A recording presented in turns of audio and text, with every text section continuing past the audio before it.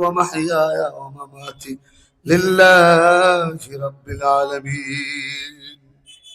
তুমি কও না আমার হায়াত আমার মউত, কারণ একজন মুসলমান এ বিশ্বাস করে আমি বাঁচলেও গাজী, আমি মরলে শহীদ, আমার রক্ত থাকলেও দামি, আমার রক্ত পড়লেও দামি, আমি দুনিয়ায় থাকলেও দামি, আমি কবরে গেলেও কথা কই না, আমি দুনিয়ায় থাকলেও দামি, আমি কবরে গেলেও দামি। হ্যাঁ, আমি যদি আল্লাহকে মহব্বত করি, যারা পরিমাণ মহব্বত থাকে, হ্যাঁ যারা পরিমাণ মহব্বত থাকে, তো আমি জান্নাতে যাব, আল্লাহ আমাকে জান্নাতে মেহমান বানাবে।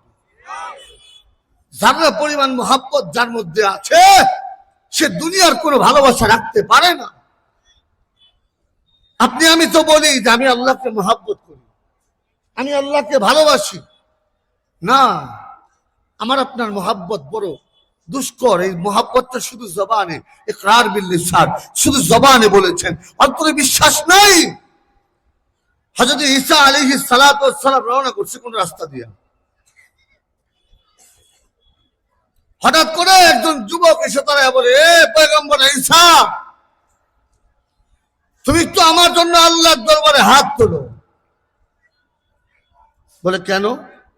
বলে তোলো না। বলে কি চাইবা সেটা আগে বলো। বলে তুমি আল্লাহর দরবারে দোয়া করো, আল্লাহ যেন আমার অন্তরে এক জাররা পরিমাণ মহব্বত আমার অন্তরে দিয়ে দেয়। হযরত ঈসা আলাইহিস সালাম বললে, তুমি এক জাররা পরিমাণ মহব্বত সহ্য করতে পারবে না। বলে এক জাররার অর্ধেক? বলে তাও পারবে না। বলে এক জাররার 100 কোণার 1 কোণা? বলে হ্যাঁ, এটার জন্য দোয়া করা যায়। হযরত ঈসা আলাইহিস সালাম হাত তুললেন, আল্লাহ এই যুবককে তুমি হেদায়েত দাও, তোমার মহব্বত জাররা পরিমাণের 100 ভাগের 1 ভাগ দাও। হযরত ঈসা আলাইহিস সালাম দোয়া করে চলে গেলেন। কতদিন পরে আবার আসছেন। আসার পরে হঠাৎ হযরত ঈসা আলাইহিস সালামের মনে পড়ছে, আরে এক যুবকের জন্য দোয়া করছিলাম, যুবকের হালত কিছু দেখে যাই। হযরত ঈসা আলাইহিস সালাম জানতেন ওই এলাকার সবচেয়ে ধনী সন্তান, ওই এলাকার সবচেয়ে প্রভাবশালী সন্তান জানতেন। এজন্য গিয়ে জিজ্ঞেস করলেন, এই অমুকের সন্তান অমুক, সে কোথায় আছে জানো? একজন বললেন সে তো পাগল হয়ে গেছে। আরেকজন বললেন হ্যাঁ জানি কোথায় আছে, তবে সে দুনিয়ার কারোর সাথে কথা বলে না, কি যেন বুলবুল বলেন।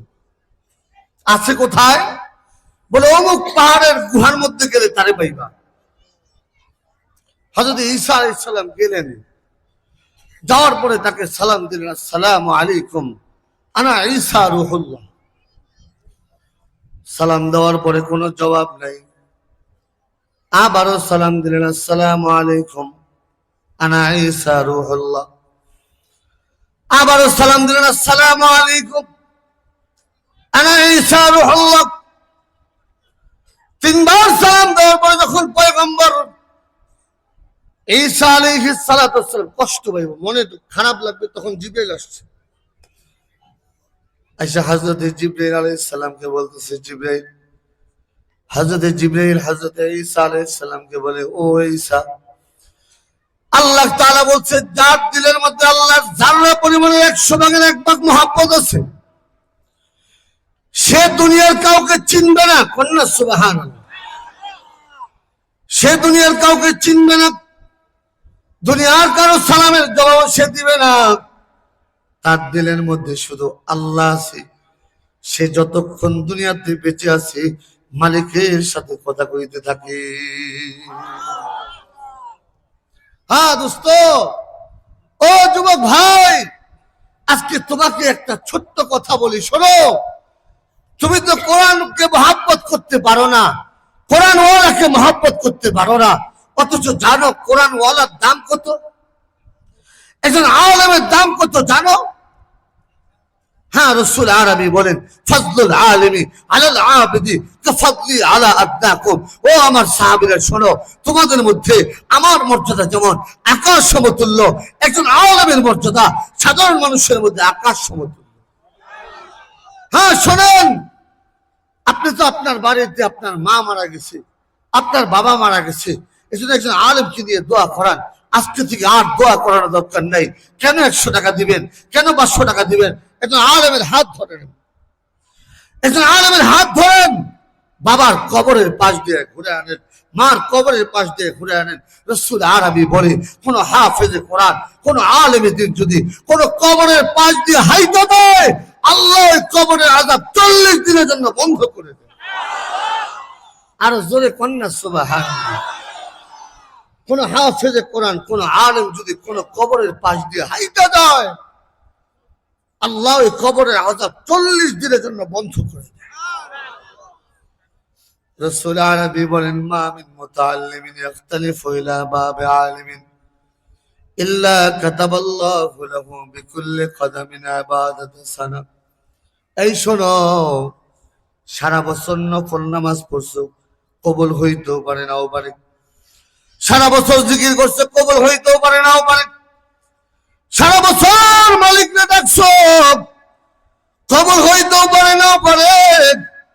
কোন ব্যক্তি প্রতিদিন নয়, মাঝে মাঝে একজন আলেমের কাছে যায়, বছরে একবার চরমনের ময়দানে আলেমদের সান্নিধ্যে যায়, বছরে একবার উজানি যায়, চরমনে যায়, বছরে একবার সরসিনা আলেমদের কাছে যায়, বছরে একদিন আল্লাহ ওয়ালাদের দরবারে যায়, আলেমের সামনে যায়।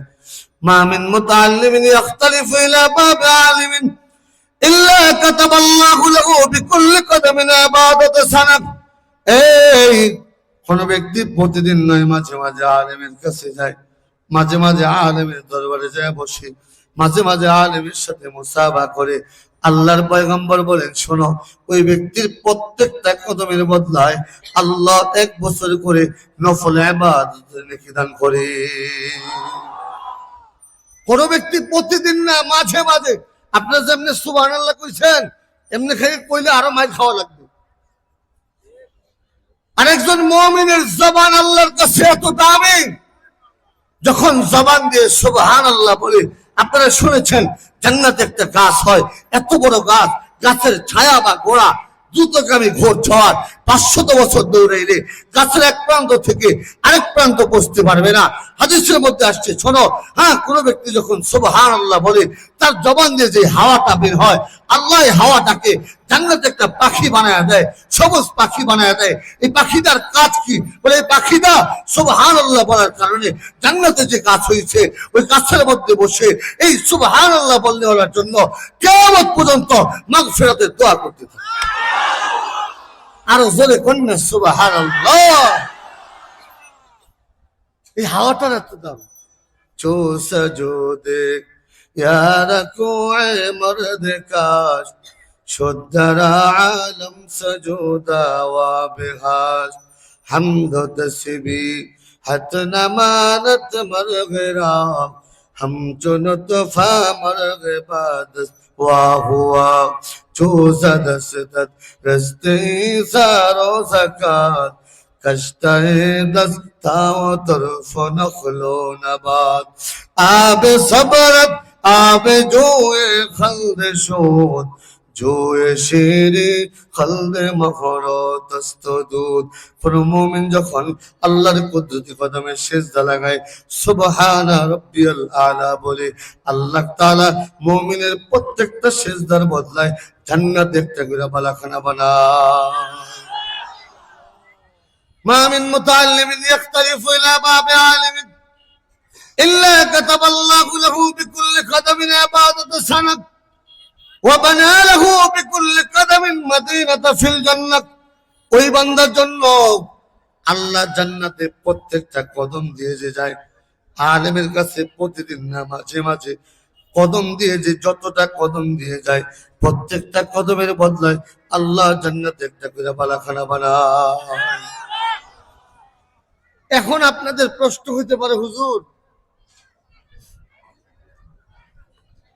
জান্নাতে যদি এত বালাখানা হয়, তো জান্নাতটা কত বড়? হযরত জিবরিল আমিন যখন রাসূল আরবির সামনে আসতেন, বেশিরভাগ সময় দাহিয়া কলবি রাদিয়াল্লাহু তাআলা সূরত ধরে আসতেন। আল্লাহর হাবিব একদিন জিবরিল আমিনকে বললেন, জিবরাইল, তুমি তো আমার কাছে আসো তো বেশিরভাগ সময় দাহিয়ে কালবি সুরত ধরে আসো, আসলে তোমার আকৃতিটা কত বড়। হযরত জিবরিল আমিন বলে, ইয়া রাসূলুল্লাহ, আজকে আসমানের দিকে দুপুরবেলা তাকাইলে কিছুটা বুঝতে পারবেন আপনাদের কষ্ট হইতেছে। আল্লাহ রাসূল তাকাইলেন, তেমন কিছু বুঝেন নাই। হযরত জিবরিল আবার আসার পরে আল্লাহর হাবিব প্রশ্ন করলেন, জিবরাইল, আসমানের দিকে তাকাইতে বললা, আসমানের দিকে তাকাইলাম, তেমন কিছু বুঝি নাই। ইয়া রাসূলুল্লাহ, কি দেখছেন? বলে, দেখলাম তামাম পৃথিবী জোড়া আসমানে বিশাল বড় একটা ছায়া, তামাম পৃথিবী জোড়া আসমানটা ভরা বিশাল বড় একটা ছায়া। হযরত জিবরিল আমিন বলে, ইয়া রাসূলুল্লাহ, ওটা আর কিছু না, আমি জিবরাইলের একটা মাত্র ডানা। কন্যা সুবহান। হযরত জিবরিল আমিন বলে, ইয়া রাসূলুল্লাহ, ইয়া হাবিবাল্লাহ, আল্লাহ আমাকে এমন 600 ডানা দান করছে। কয়শো? আল্লাহর হাবিব বলে, জিবরাইল, তোমার এই 600 ডানা তুমি জীবনে কতবার খুলছো? হযরত জিবরিল আমিন বলে, ইয়া রাসূলুল্লাহ, উল্লেখযোগ্য 4 বার খুলেছি, উল্লেখযোগ্য। আল্লাহর হাবিব বলে, কোথায় প্রথম খুললাম? হযরত জিবরিল আমিন বলে, ইয়া রাসূলুল্লাহ, আল্লাহ মুমিনের জন্য জান্নাত বানিয়েছে। আল্লাহ ইয়াকুত পাথর দিয়ে জান্নাত বানিয়েছে, মোতি দিয়ে জান্নাত বানিয়েছে, হীরা জওহরাত দিয়ে জান্নাত বানিয়েছে, সোনার ইট দিয়ে আল্লাহ জান্নাত বানিয়েছে। মুমিনের জন্য বড় সুন্দর করে আল্লাহ জান্নাত বানিয়েছে। আল্লাহ তাআলার কাছে একদিন বললাম, মালিক, মুমিনের জন্য জান্নাত বানাইছো, ওই জান্নাতটা একটু ঘোরা দেখতে মনে চায়। আল্লাহ তাআলা বলে, জিবরাইল, মুমিন বান্দা জান্নাত দেখবানি? হ্যাঁ, তুমি যদি দেখতে চাও, আমার সর্বশেষ যেই বান্দা জান্নাত পাবে, আসফালে মিনান নার, জাহান্নামের একেবারে নিচে থাকবে, আমি উঠায় আবে হায়াতের পানি দিয়ে গোসল করে সাজাবো, ওই বান্দারে যে জান্নাতটা দিব, ওই জান্নাতটা ঘুরে আসো। হযরত জিবরিল আমিন বলে, ইয়া রাসূলুল্লাহ, 600 ডানা খুলে 2 লক্ষ বছর পর্যন্ত দৌড়ানোর পরে আল্লাহকে ডাক দিলাম, মালিক, তোমার মুমিন বান্দার জান্নাতটা কত বড়। আল্লাহ ডাক দিয়ে বলে, জিবরাইল, আমার মুমিন বান্দার জান্নাতের দরজা পর্যন্ত পৌঁছতে পারো নাই। কন্যা সুবহান। এখনো আমার মুমিন বান্দার জান্নাতের দরজা পর্যন্ত পৌঁছতে পারো নাই। আমার মুমিন বান্দার জন্য আমি জান্নাত বানাইছি, এই দুনিয়ার থেকে নয়, 10 দুনিয়ার থেকে বড় জান্নাত বানাইছি। হ্যাঁ মুমিন, ওই যে একবার যখন সুবহানাল্লাহ কয়, কোন মুমিন যখন আলেমের কাছে মাঝে মাঝে খাইতে যায়, আল্লাহর হাবিব বলে, তার প্রত্যেকটা কদমের বদলায় আল্লাহ ওই জান্নাতের মধ্যে একটা করে বালাখানা বানায়। প্রত্যেকটা কদমের বদলায় আল্লাহ 1 বছর করে নফল ইবাদতের নেকি দান করে। প্রত্যেকটা কদমের বদলায় আল্লাহ জান্নাতে একটা করে বালাখানা তৈরি করে দেয়। হ্যাঁ, আমরা তো ওলামায়ে কিরামকে কদর করি না, আলেমদের মূল্য আমাদের কাছে নেই, তারা দুর্বল, তাদের শক্তি নেই। মনে রেখেন, বদরের যুদ্ধে সাহাবায়ে কিরাম দুর্বল ছিল। প্রত্যেকটা জমানায় মুসলমানের সংখ্যা কম ছিল, কাফেরের সংখ্যা বেশি ছিল। ইব্রাহিম আলাইহিস সালাতু ওয়াস সালামের সংখ্যা কম ছিল, নমরুদের সংখ্যা বেশি ছিল, ফিরআউনের সংখ্যা বেশি ছিল, মুসা কালিমুল্লাহর সংখ্যা কম ছিল। হ্যাঁ, মুহাম্মদ রাসূলুল্লাহ সাল্লাল্লাহু আলাইহি ওয়াসাল্লামের সংখ্যা কম ছিল, কাফেরের সংখ্যা বেশি ছিল। বদরের যুদ্ধে মুসলমানের সংখ্যা কম ছিল, কাফেরের সংখ্যা বেশি ছিল। উহুদের যুদ্ধে, তাবুকের যুদ্ধে, প্রত্যেকটা যুদ্ধের মধ্যে মুসলমানের সংখ্যা কম ছিল, কাফেরের সংখ্যা বেশি ছিল।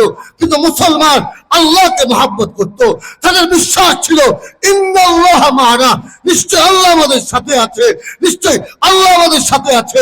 বিজয় আল্লাহ দিয়েছেন, বিজয়ের মালা আল্লাহ মুসলমানকে পরিয়েছেন। এজন্য আমরা ওলামায়ে কেরামকে দুর্বল মনে করি। মনে রাখেন, ওলামায়ে কেরাম দুর্বল দেখতে হলো, হ্যাঁ ওলামায়ে কেরাম মাথার পাগড়ি মাথায় বাঁধে, নাস্তিক পালনের জায়গা পায় না, নাস্তিক পালনের জায়গা পায় না। ওলামায়ে কেরাম মাথার পাগড়ি মাথায় যেন না বাঁধে। হ্যাঁ মনে রাখেন, ওলামায়ে কেরাম আপনাদের কিচ্ছু দিতে পারে না, তবে শেষ রাতে আল্লাহর দরবারে দোয়া করতে যান। হ্যাঁ আপনারা কিচ্ছু দিতে পারেন, একজন আলেম শেষ রজনীতে আপনার জন্য আল্লাহর দরবারে একজন আলেম যখন হাত তুলে, হ্যাঁ তার সাথে যে ভালো আচরণ করেছে, ছাত্র জমানায় তার মাথায় যে হাত দিয়েছে, হ্যাঁ তার কথা মনে পড়ে ওই আলেম সাধারণ মানুষের জন্য কিচ্ছু করতে না পারলেও আল্লাহর দরবারে দোয়া করতে চায়। বর্তমান সমাজে আমাদের মধ্যে একটা চিন্তা চেতনা হয়েছে, মোল্লার দর মসজিদ পর্যন্ত, কথা কয় না। আমাদের মধ্যে চিন্তা চেতনা মোল্লার দর মসজিদ পর্যন্ত। মোল্লা মসজিদে থাকবে, খতিব সাহেব দোয়া করবে, বয়ান করবে, কবর মাটির নিচে আর আসমানের উপরে, আর কোনো বয়ান করতে পারবে না। রাজনীতি আলেম করবে না, শাসন ব্যবস্থা আলেম পরিচালনা করতে পারবে না। আলেমের কাজ শুধু মাদ্রাসায় বসে থাকা, আলেমের কাজ শুধু মসজিদে খুতবা দেওয়া। এটা আমাদের চিন্তা চেতনা, আমাদের চিন্তা চেতনা না। একজন আলেম যার সিনার মধ্যে আল্লাহর কোরআন আছে, যার সিনার মধ্যে রাসূলের হাদিস আছে, তার থেকে বেশি কে ইনসাফ বাস্তবায়ন করতে পারে?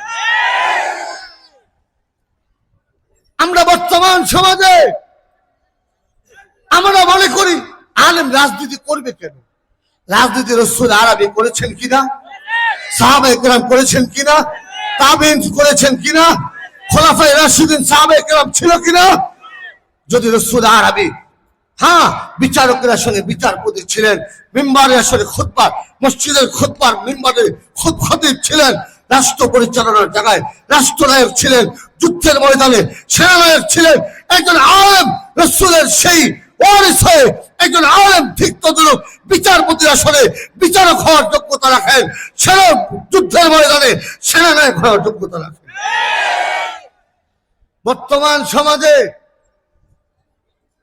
আমাদের সমাজে আমরা ওলামায়ে কেরামকে দুর্বল মনে করি, আলেমদেরকে গোলাম মনে করি। গোলাম, একজন আলেম গোলাম নয়, একজন আলেম ইমাম, যে আপনার পুরো জান্নাতের দায়িত্ব নিয়ে সামনে দাঁড়িয়েছে। যার নামাজ কবুল হলে আপনার নামাজ কবুল হবে, যার সূরা কবুল হলে আপনার সূরা কবুল হবে, যার সিজদা কবুল হলে আপনার সিজদা কবুল হবে, এটা আপনার তো হবে না। একজন আলেম আপনার পুরো জান্নাতের দায়িত্ব নিয়ে সামনে দাঁড়াইছে, তার সাথে বেয়াদবি করেন? হ্যাঁ বর্তমান সমাজে সবচেয়ে বড় গজবের নাম মসজিদ কমিটির সভাপতি হয়ে ঘুষখোর করুন। একটা সময় মসজিদ কাঁচা ছিল, মুমিনের ঈমান পাকা ছিল, এখন মসজিদ পাকা হয়েছে আর মুমিনের ঈমান কাঁচা হয়েছে। কথা কন না কেন? কথা কন না। আগে মসজিদ ছিল খেজুর পাতার চাটাই দিয়া, সাধারণ বেড়া দিয়া, মসজিদে ফ্যান ছিল না, কারেন্ট ছিল না, তারপর আমরা নামাজের পরে নাক টেনে ঘুমাইতে পারতাম।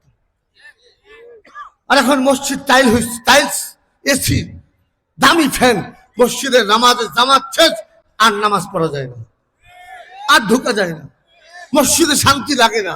কেমনে লাগবে? আরে কে বলছে আপনাদের ঘুষের টাকায় মসজিদ বানাইতে? এই বলেন না কেন? কে বলেছে আপনাদের ঘুষের টাকায় সুদের টাকায় মসজিদ বানাইতে? মসজিদ কমিটির সভাপতি যদি হতে হয়, মসজিদ কমিটির হ্যাঁ বর্তমান সমাজে সভাপতি আর সেক্রেটারির উপর সুরুদ্দিনের শুকুরুদ্দিন। কথা কন না কেন? কথা কন না কেন? এরা বছরে একদিন নামাজ পড়ে আর শুক্রবার আসে তসবিহ দেয়, সবচেয়ে বড় মুসল্লি একেবারে। বাবা আমি আগে বলছি, একজন আলেম আপনার বিরুদ্ধে কথা বলে না। আমি চাই আপনি শুধরে যান, আমি চাই আপনি শুধরে যান, আমি চাই আপনি জান্নাতি হয়ে যান, আমি চাই আপনি আল্লাহওয়ালা হয়ে যান, আমি চাই আপনি জাহান্নাম থেকে মুক্তি পেয়ে যান। আর কোনো কারণ নেই। আমরা ওলামায়ে কেরাম এই জন্য বলি, হ্যাঁ সারা সপ্তাহে মসজিদ কমিটিতে যাকে আপনি সভাপতি বানাইলেন, যাকে আপনি সেক্রেটারি বানাইলেন, যে পাঁচ জায়গানা নামাজ পড়ে না, সে ইমামের কষ্ট কোনোদিন বুঝতে পারে না। যে পাঞ্জেখানা জামাতে নামাজ পড়ে না সেই ইমামের কষ্ট বুঝতে পারে না। সারা বছর নামাজ পড়ে না, শুক্রবার দিন আর ঈদের দিন এমন ভাব ধরে মুয়াজ্জিনের কাতারে এসে বসে। কথা বললেন না, একদম মুয়াজ্জিনের কথা, মানে উনি বিশাল বড় মুসল্লি, অথচ ইমাম সাহেবের ওযু ছুটলে উনি সবার আগে পড়াইব। হ্যাঁ যুবক, যুবক যদি শুধরায় যায়, যে দেশের যে রাষ্ট্রের যুবক ওমর ওসমান আলীর মতো হবে, সে দেশটা খোলাফায়ে রাশিদিনের মতো হবে। এজন্য যুবক, আল্লাহর রাস্তে বলি, হাতে পায়ে দিয়ে পায়ে হাত লাগিয়ে বলি, এখনো সময় আছে, শক্ত হও। মুসলমান যুবকের বাজুতে শক্তি আছে, আল্লাহর দ্বীনের পতাকা হাতে নাও। এখন থেকে মসজিদ কমিটির সভাপতি যদি হতে হয়, পাঞ্জেখানে মুসল্লি হতে হবে। চাই সে রিস্কাওয়ালা হোক, চাই সে মুদি দোকানদার হোক। রাজি আছেন আপনারা? ওলামায়ে কেরাম যারা আছেন, আপনাদের পায়ে হাত দিয়ে বলি, আমি আপনাদের ছাত্রের মতো, আমি আপনাদের ভাইয়ের মতো, আমি আপনাদের পায়ে হাত দিয়ে বলতেছি, আপনারাই তো বলেন আল উলামা ওয়ারাসাতুল আম্বিয়া, ওলামায়ে কেরাম রাসূলের ওয়ারিস। হ্যাঁ, রাসূলের ওয়ারিস আপনারা হয়েছেন। আল উলামা ওয়ারাসাতুল আম্বিয়া, শুধু মসজিদের মিম্বার পর্যন্ত আর মাদ্রাসায় বুখারী পড়ানো পর্যন্ত, এটাই কি আল উলামা ওয়ারাসাতুল আম্বিয়া? একজন আলেম মসজিদে মিম্বারে জুমার নামাজ পড়াবে আর মসজিদে খুতবা দেবে, ইন্নামাল উলামা ওয়ারাসাতুল আম্বিয়া না। রাসূল যা যা করেছেন একজন আলেম তা তা করবে। কথা বলেন ঠিক কিনা? রাসূল রাষ্ট্র পরিচালনা করেছেন, এখন থেকে মেম্বার হলে একজন আলেম হবে, চেয়ারম্যান হলে একজন আলেম হবে, এমপি হলে একজন আলেম হবে। সংসদে যদি 53 বছর পরে এবার যদি চরিত্রিত হয়, একজন কোরআন হলে সংসদে যাবে। এই প্রতিজ্ঞা গ্রহণ করেন। ওলামায়ে কেরামের পায়ে হাত দিয়ে বলি, আপনারাই তো বলেন রিজিকের মালিক আল্লাহ, আপনারাই তো বলেন এমন যেন না হয়ে যায় তা'মুরুনা বিল কি যেন আতা'মুরুনা আন-নাসা বিল বিররি ওয়া তানসাউনা আনফুসাকুম ওয়া আনতুম তাতলুনাল কিতাব আফালা তা'কিলুন। এমন যেন না হয়ে যায় আপনি মানুষকে সৎ পথে আদেশ করলেন, অথচ নিজেকে ভুলে গেলেন। আপনি ইনসাফের কথা বললেন, অথচ আপনি ইনসাফ থেকে দূরে সরে আসলেন। আপনি সৎ পথে আদেশ করা, অসৎ পথে নিষেধ করা আপনি মানুষকে বললেন, অথচ আপনি ফিরে আসলেন, আপনি দূরে সরে দাঁড়াইলেন। না, এটা ওলামায়ে কেরামের হতে পারে না, এটা ওয়ারিসুল আম্বিয়া হতে পারে না। হ্যাঁ, প্রতিবাদ করবে ওলামায়ে কেরাম। মান রাআ মিনকুম মুনকারান ফালিয়ুগাইয়িরহু বিয়াদিহি ফাইন লাম ইসতাতি ফাবিলিসানিহি ফাইন লাম ইসতাতি ফাবিকলবিহি ওয়া যালিকা যাফুল ঈমান। হ্যাঁ, তুমি যদি কোনো অপরাধ হইতে দেখো, হাত দ্বারা প্রতিহত করো, তাও যদি না পারো, জবানে প্রতিহত করো, তাও যদি না পারো, অন্তরে ঘৃণা করো, ফিকির করো কি করে পাপ বন্ধ করা যায়। এর নাম ইমানদারিত্ব নয়, এর নাম আল উলামা ওয়ারাসাতুল আম্বিয়া নয়, এটা দুর্বল ইমানদারের কাজ। আমরা তো আল্লাহ তাআলা আমাদেরকে বলেছেন ইন্নামা ইয়াখশাল্লাহ মিন ইবাদিহিল উলামা। আমরা সবচেয়ে বড় মুত্তাকি, আমরা সবচেয়ে বড় মুত্তাকি, আমরা আল্লাহকে সবচেয়ে বেশি ভয় পাই, আল্লাহ আমাদেরকে সবচেয়ে বেশি মহব্বত করেন। আমরাই তো খায়রুকুম মান তাআল্লামা আল কুরআন ওয়া আল্লামা। আমরাই তো বলি, হ্যাঁ দোস্ত ওলামায়ে কেরাম যারা আছেন তাদেরকে বলি, আল্লাহর রাস্তায় বলি, এখন থেকে সময় হয়েছে, সময় আসছে 53 বছর পরে নেতৃত্ব দেন, মাঠে নামেন, ময়দানে নামেন, মানুষের সাথে, মানুষ জনগণকে সাথে নিয়ে বাংলাদেশটাকে আবার ইসলামী রাষ্ট্র করেন। আপনারা নিজেদেরকে ভুলে যান। তা'মুরুনা আন-নাস আতা'মুরুনা আন-নাসা বিল বিররি ওয়া তানসাউনা আনফুসাকুম ওয়া আনতুম তাতলুনাল কিতাব আফালা তা'কিলুন। এমন যেন আপনাদের দ্বারা না হয়ে যায়। আল্লাহর কাছে আপনারা জবাব দিতে পারবেন না। বাংলাদেশের ওলামায়ে কেরাম, হ্যাঁ আপনাদের হাদিস পড়াইছেন, হযরত ওমর যখন খেলাফতের মসনদে বসবে, একজন সাহাবী বলতেছে, ওমর শোনো শোনো ওমর, রাসূল আরবি বলেছেন, কেউ যদি খেলাফতের মসনদে বসে আর যদি তার দ্বারা কোনো খেয়ানত হয়, আল্লাহ তাকে উপর করে জাহান্নামে নিক্ষেপ করবে। হযরত ওমর বলে, চাবিটা নাও, আমি আর খেলাফত চালাবো না। বলে, শোনো আরেকটা হাদিস শোনো, রাসূল আরবি বলে, কেউ যদি মনে করে তার সে যতটুকু ইনসাফ করতে পারবে ততটুকু ইনসাফ, তারপরে যে আসবে সে করতে পারবে না, এরপরও সে নিজেকে গুটায় নেয়, তাকে সে তাকে গুটিয়ে নেওয়ার কারণে একজন নাফরমান, একজন খেয়ানতকারী যদি ক্ষমতায় আসে, হ্যাঁ, সে নিজেকে গুটিয়ে নেওয়ার কারণে আল্লাহ কিয়ামতের ময়দানে তাকে ওই নাফরমানের সাথে উপর করে জাহান্নামে নিক্ষেপ করবে। হযরত ওমর বলে, চাবিটা দাও। ও উলামায়ে কেরাম, আপনার থেকে বড় ইনসাফওয়ালা কে আছে? আপনার থেকে জনগণের হক কে বেশি বুঝবে? যার সিনে আল্লাহর কোরআন আছে, যার সিনে রাসূলের হাদিস আছে, যার মধ্যে আল্লাহর ভয় আছে, যার মধ্যে জাহান্নামের ভয় আছে, যার মধ্যে জান্নাতের তামান্না আছে, তার থেকে বেশি হক কে বুঝবে? আল্লাহর রাস্তায় বলে, পায়ে হাত দিয়ে বলে, আল্লাহর রাস্তায় বলি, সময় আসছে, আসেন ওয়াতাসিমু বিহাবলিল্লাহি জামিআ। কে কোন মতের, কে কোন দলের, কে কোন চিন্তার আমার দেখার বিষয় না। আমি চাই আপনি, আপনার কালেমা যেইটা, আপনি বলেছেন আপনার কালেমা যেইটা, আমার কালেমা সেইটা। আপনার আল্লাহ যিনি, আমার আল্লাহ তিনি, আপনার রাসূল যিনি, আমার রাসূল তিনি, আপনার কোরআন যেইটা, আমার কোরআন সেইটা। আপনিও জান্নাত চান, আমিও জান্নাত চাই। আপনিও জাহান্নাম থেকে বাঁচতে চান, আমিও জাহান্নাম থেকে বাঁচতে চাই। রাসূলের ভাষায়, আল মুসলিমু আখুল মুসলিম, এক মুসলমান আর এক মুসলমানের ভাই। কেমন ভাই? কাজাসাদিন ওয়াহিদিন ইশতাকা আইনুহু ইশতাকা কুল্লুহু ওয়া ইশতাকা রাসুহু ইশতাকা কুল্লুহু। একজন মুসলমান যদি আত্মরাত করে, একজন মুসলমান, একজন মুসলিম যদি আত্মরাত করে, সমস্ত মুসলমান তার পক্ষে রাজপথে নামবে। এটা মুসলমানের দায়িত্ব। কোথায় পাইছেন এই ভাগাভাগি? কোথায় পাইলেন এই দলাদলি? আপনার মতটি আপনার কাছে রাখেন, আপনি যেমনি মনে চায় চলেন, আমি যেমনি মনে চাই চলি। তবে হ্যাঁ, এবার আর আমাদের মধ্যে আমরা যে যত মতে থাকি, আমাদের ধর্ম এক, কোরআন এক, আল্লাহ এক, রাসূল এক, আমাদের মধ্যে কোনো পার্থক্য নাই।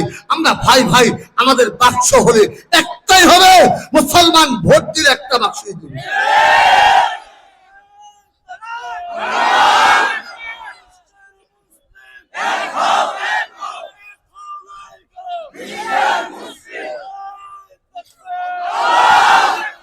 আমাদের ওলামায়ে কেরাম ভাই, আমরাই তো বলি হায়াতের মালিক আল্লাহ, ওয়া তুইজ্জু মান তাশা ওয়া তুযিল্লু মান তাশা বিয়াদিকাল খায়র ইন্নাকা আলা কুল্লি শাইইন কাদির তুলিজুল লাইলা ফিন নাহার ওয়া তুলিজুন নাহারা ফিল লাইল তুখরিজুল হাইয়া মিনাল মাইয়িত ওয়া তুখরিজুল মাইয়িতা মিনাল হাই ওয়া তারযুকু মান তাশাউ বিগাইরি হিসাব।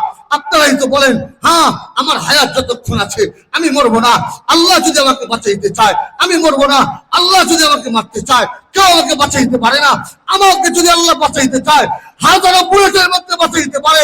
আল্লাহ যদি আমরা নেতৃত্ব দেওয়ার জন্য আমি চেষ্টা করব, আল্লাহ যদি আমাদের নেতৃত্ব দিতে চায় কেউ আমাদের ফিরে দিতে পারবে না। ওলামায়ে কেরাম, আপনাদের পায়ে হাত দিয়ে বলি, এখনো সময় আছে, এখন আর বিভেদ করেন না। আমরা আর বিভেদ চাই না, আমরা আর দ্বন্দ্ব চাই না, আমরা আর চাই না দ্বন্দ্ব। আমরা চাই সব ওলামায়ে কেরাম একসাথে আসুন। আমরা চাই দেশের মুসলমানের মুক্তি, আমরা চাই দেশের মানুষের মুক্তি। একজন হিন্দু যদি বলতে পারে কথায় কাজে মিল পাই, পীর সাহেব চরমনাই, আপনার বলতে দ্বিধা কোথায়? একজন হিন্দু যদি বলতে পারে কথায় কাজে মিল পাই, পীর সাহেব চরমনাই, আপনার বলতে দ্বিধা কোথায়? সেও তো আমার মুসলমান ভাই। শিরক তো করে না, কোন দাদুর দালালি তো করে না, ভারতের দালালি তো করে না। কথা বলেন না কেন? দেশের জন্য রক্ত দিতে চায়, দেশের জন্য জীবন দিতে চায়। এজন্য তো দেখছেন 5ই আগস্টে কোন দল ব্যানার নিয়ে না নামলেও শাইখের চরমনাই জীবনে ঝুঁকি নিয়ে রাজপথে নেমেছিল।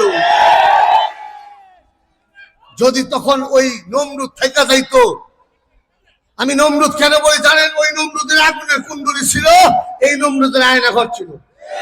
আরে কথা কই না, কথা কই না। ওই নমরুদের আগুনের কুণ্ডলী ছিল আর এই নমরুদের আয়না ঘর ছিল। এই নমরুদ পালন করেছে। যদি নমরুদ থাকতো আমাদের ব্লাস্ট ফায়ার করে মেরে ফেলত। আমরা জানতাম। তারপরে কেন নেমেছি জানেন? হ্যাঁ, কোন দল কেউ বলতে পারবে না বাংলাদেশে, কোন ইসলামিক হোক অনিসলামিক হোক, কোন দল ব্যানার নিয়ে নেমেছে। আমার আমির ব্যানার নিয়ে নেমেছে। ব্লাস্ট ফায়ার আমাদের করতো। আমরা জানতাম সে থেকে গেলে আমাদের মেরে ফেলবে। আমরা জানতাম আমরা আয়না ঘরে বন্দী হব। আমরা জানতাম আমাদের হত্যা করা হবে। তারপরে এই চিন্তা ছিল আমাদের, আমরা বাঁচতে রাজি, আমরা মরলে শহীদ। আমার রক্ত থাকলে দামি, আমার রক্ত পড়লে দামি, আমার রক্ত থাকলে দামি, আমার রক্ত পড়লে দামি। আমি দুনিয়ায় থাকলে দামি, আমি কবরে গেলেও দামি। আমার হায়াত আল্লাহর জন্য, আমার মওত আল্লাহর জন্য। কুল ইন্না সালাতি ওয়া নুসুকি ওয়া মাহইয়ায়া ওয়া মামাতি লিল্লাহি রাব্বিল আলামিন। আমার হায়াত আমার মওত আল্লাহর জন্য। আমার ঘাম ঝরবে তো ঝরবে আল্লাহর জন্য, আমার রক্ত ঝরবে তো ঝরবে আল্লাহর জন্য ঝরবে, আমার জবান বলবে তো বলবে আল্লাহর জন্য বলবে, আমার কণ্ঠে আওয়াজ বের হবে তো হবে আল্লাহর জন্য বের হবে। কথা বলেন ঠিক কিনা? এজন্য দোস্ত, ওলামায়ে কেরাম যারা আছেন, আপনাদের পায়ে হাত দিয়ে দাওয়াত দিয়ে গেলাম। আমরা আপনাদের দুশমন না, আমরা আপনাদের শত্রু না, আমরা আপনার ভাই। চরমনের ময়দানে মাহফিল 19, 20, 21 আপনাদের দাওয়াত একটু দেন। ওখানে কি আসলে শিরক খান? ওখানে কি আসলে বোঝাতে আপনি জানবেন কেন? যারা আমাদেরকে পছন্দ করেন না, আপনার মতের পার্থক্য হইতে পারে, কিন্তু আমি তো কালেমাল আপনার ভাই, আমি তো কোরআন ওয়াল আপনার ভাই। আমার আল্লাহ আপনার আল্লাহ তো একজনই, আমার রসুল আপনার রসুল তো একজনই। আমার মতো আপনাদের কোনো ঠাপ্পা লাগানো নয়। কথা বলেন ঠিক কিনা? ঠাপ্পাটাই আমার মতো। কবরে গেলে প্রশ্ন আপনারা দিতে হবে, আমারও সেটা হবে। মার রাব্বুকা ওয়া মা দীনুকা ওয়া মান হাযার রাজুল। হ্যাঁ, প্রশ্ন এক হবে, জবাব ভিন্ন হইতে পারে। প্রশ্ন এক হবে, জবাব ভিন্ন হইতে পারে। এজন্য ওলামায়ে কেরাম আমার কথা রাগ করেন না। ওলামায়ে কেরাম আল্লাহ তাআলার কাছে সবচেয়ে দামি, আলেমরা আল্লাহর কাছে সবচেয়ে দামি। আপনি রাস্তায় নেমে যান, একজন নাস্তিক যদি, একজন ভার্সিটির ছাত্র যদি, একজন কলেজের ছাত্র যদি প্লেকার্ড নিয়ে রাজপথে আন্দোলন করতে পারে, একজন সাধারণ মানুষ যদি প্লেকার্ড নিয়ে রাজপথে আন্দোলন করতে পারে, আমরা দেশের নাগরিক, আমরা ওলামায়ে কেরাম কেন পারবো না? আমাদের অধিকার নয়? এটা আমাদের অধিকার নয়? কেন পারবো না? আল্লাহ আমাদের বোঝার তৌফিক দান করুন। আরো জোরে বলেন আমিন। কবরে তো যাবেন, এই দুনিয়ায় কতদিন বাঁচবেন? হ্যাঁ, দুনিয়ার থেকে যাবেন, আপনি মরবেন তো মরবেন। হ্যাঁ, এমন যেন হয় এমনও জীবন তুমি করিও গঠন, হাসিতে মরিবে তুমি কাঁদিবে। শেখ হাদিস আল্লাহ মাজুল হক সাহেব রহমতুল্লাহ ইন্তেকাল করছে, দেখো তার জানাজার দৃশ্য। মুফতি ফজলুল আমিন রহমতুল্লাহ ইন্তেকাল করছে, দেখো তার জানাজার দৃশ্য। আসমান জমিন কেঁদেছে। আহমদ শফি রহমতুল্লাহ আলাইহি, জুনায়েদ বাবুর রহমতুল্লাহ আলাইহি, বাংলাদেশের কালো মানিক চরমনের মরহুম সৈয়দ ফজলুল করিম রহমতুল্লাহ আলাইহি ইন্তেকাল করছে, দেখুন আসমান ও জমিন কাঁদছে। এমন জীবন তুমি করিয়ে গঠন, হাসিতে মরিবে তুমি কাঁদিবে ভুবন। আরে দোস্ত, কবরে গেলে প্রশ্ন এক হবে, জবাব ভিন্ন হবে। আমাদের কারো শরীরের মধ্যে কোনো পার্থক্য থাকতে পারে। সবাই কালেমাওয়ালা মুসলমান, সবাই রাসূলের সুন্নাতকে মহব্বত করি, সবাই আল্লাহ তাআলাকে মহব্বত করি। কথা কোন দিক থেকে? হ্যাঁ, কবরে যাওয়ার পরে প্রশ্ন এক হইতে পারে, জবাব ভিন্ন হবে।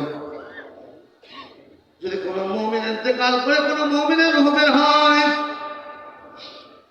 কোনো মুমিন ইন্তেকাল করার পরে আজরাইল যখন তার রূহটা বের করে, রূহটা বের করার পরে জান্নাতি ফেরেশতারা বলে, দাও জান্নাতি ফিরাসের মধ্যে জান্নাতি রূহটা দাও। আজরাইল যখন দিয়ে দেয়, ফেরেশতারা আসমানের উপরে লয়ে যায়। প্রথম আসমানে নেওয়ার পরে ফেরেশতারা বলে, কার রূহ নিয়ে আসছো? কার রূহ নিয়ে আসছো? এত সুন্দর সুঘ্রাণ বের হইতেছে, কার রূহ নিয়ে আসছো? অমুকের সন্তান অমুকের রূহ নিয়ে আসছি। দরজা খুলে দেখতে একটা করে 7 আসমানের উপরে নিয়ে যায়। আল্লাহ তাআলার সামনে যখন নেওয়া হয়, আল্লাহ তাআলা বলেন, আমার বান্দার উপরে আমি রাজি, আমার বান্দা আমার উপরে রাজি। কন্যা সুবহানাল্লাহ। দাও দাও, আমার বান্দার রূহটারে ইল্লিনের মধ্যে রাখো। ইল্লিনের মধ্যে রাখার পরে রূহটারে আবার জমিনের মধ্যে বান্দার দেহের মধ্যে ফিরিয়ে দেওয়া হয়। দুইজন ফেরেশতা এসে প্রশ্ন করে, মার রাব্বুকা ওয়া মা দীনুকা ওয়া মান হাযার রাজুল। যখন প্রশ্ন করে, যদি মুমিন হয়, ওঠার পরে প্রথম যখন দেখবে, বলে মুমিন যখন উঠবে, ওঠার পরেই দেখবে আসরের নামাজের সময় চলে যায়, মাগরিবের রক্ত চলে আসতেছে। ওই রূহ যখন দেহের মধ্যে বলবে, এ ভাই কে তোমরা আমারে প্রশ্ন করছো? তোমাদের প্রশ্নের জবাব তো আমি দিব। আসরের নামাজের সময় চলে যায়, মাগরিবের রক্ত চলে আসতেছে, আসরের নামাজ কাজা হয়ে যাবে। একটু ওযুর পানি দাও, মালিকের কুদরতি কদমে একটু সেজদা লাগাই দাও। আরশ থেকে ডাক আসবে, রে ফেরেশতা, আমার যে বান্দা কবরে আসার পর আমি মালিকের সিজদা দিতে চাই, ওই বান্দারে কিসের প্রশ্ন করো? দাও দাও আমার বান্দার কবরটারে জান্নাতের বাগান বানায় দাও। বুঝে দুনিয়াতে যেমন আপনি আমি বলি আমার চিনো আমি কে, দা কথা কয় দুনিয়াতে আমার চিনো আমি কে, হ্যাঁ আমার চিনো কথা কয় না, যারা কইব আমার চিনো আমি কে সাইজ করবেন, দিল সাইজ করবেন, সাদাবাজি করতে সাইজ করবেন, ওদিকে যাব। দুনিয়াতে যেমন কিছু মানুষ বলে আমার চিনো আমি কে না, তো কবরে যাওয়ার পরে কিছু মানুষ এমন বলবে। হযরত আব্দুল কাদের জিলানী রাহমাতুল্লাহ বাবুর্চি, উনি যখন ইন্তেকাল করছে তো বাগদাদের একজন বড় ওলি স্বপ্ন দেখতেছে ওনাকে, বলে কি ব্যাপার তোমার সাথে কি মুআমালা হয়েছে? বলে আমার ফেরেশতারা প্রশ্ন করছে। আমি কইছি আমার চিনো আমি কে? সুবহানাল্লাহ। তুমি কি কইছো? ফেরেশতারা কি কইছে? তুমি কে? আমি বলছি আমি আব্দুল কাদের জিলানীর বাবুর্চি, কন্যা। সুবহানাল্লাহ। আর আব্দুল কাদের জিলানী তার হাতের পাক খায়া আল্লাহর ওলি হয়েছে, আমি ওই বাবুর্চি। আমি যদি না পাক ভাবে পাক করতাম তা আব্দুল কাদের আল্লাহর ওলি হইতো না। যাও আব্দুল কাদের যেখানে আছে আমিও সেখানে থাকবো, কন্যা। সুবহানাল্লাহ। তো গায়েব থেকে আওয়াজ আসছে, দাও, ও আমার একজন খাস বান্দার খাদেম, তো চাইছে তো তোর দিয়ে দাও, কন্যা। সুবহানাল্লাহ। ইমাম ইয়াহইয়া ইবনে আকসাম, ইমাম বুখারী রাহমাতুল্লাহ আলাইহির উস্তাদ ইয়াহইয়া ইবনে আকসাম,